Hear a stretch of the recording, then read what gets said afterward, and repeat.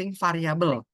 Nah, sebentar saya akan kasih list questionnya dulu. Sebentar.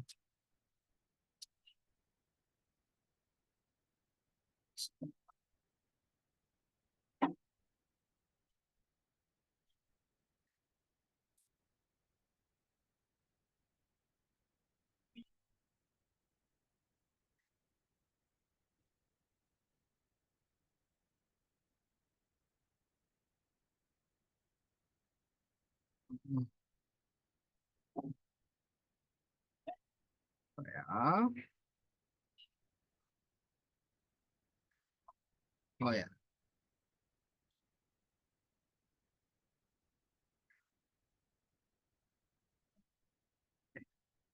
Nah, oke.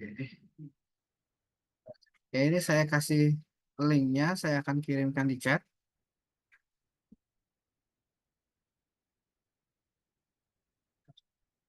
Oke, ya. Jadi di dalam kolom chat itu ada sekitar 30 pertanyaan dan kalian Mr. Sananton waktu itu kemarin sudah memberikan kalian apa namanya basic code untuk bikin kuisnya. Ya ini kemarin sudah beberapa kali ya. Nah, dalam hal ini kalian harus membuat namanya harus harus di hasil akhirnya kuis kalian nanti akan menentukan. Jadi contohnya dalam kuis itu kan sebenarnya ada sekitar 30 pertanyaan nih. Contoh akan sharing dulu bentar. Oke, sharing notepad ya. Jadi di dalam kuisnya itu kan ada 30 pertanyaan. Nah, nah, pertanyaan. Nah, kalian bisa membuat misalnya range range IQ-nya itu di antara 100 misalnya anggaplah sampai dengan 150 anggapannya. Contohnya, misalnya orang itu benarnya dia misalnya menjawab 20 pertanyaan saja, 20 pertanyaan kalian bisa mengekivalenkan resultnya itu sama dengan ya misalnya dia menjawab lebih dari 20 gitu ya.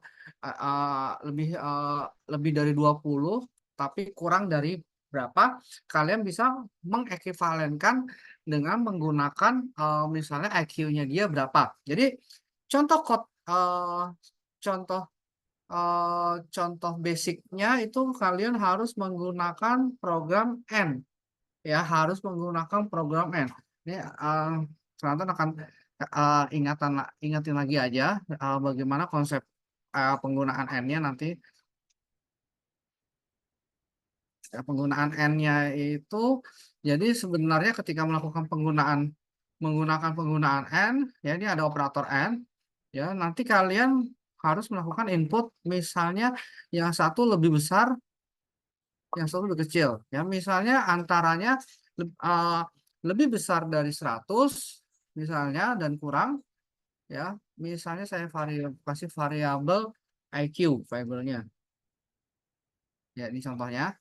Ya, jadi misalnya IQ lebih besar dari 100 tapi lebih kurang dari 50 ya.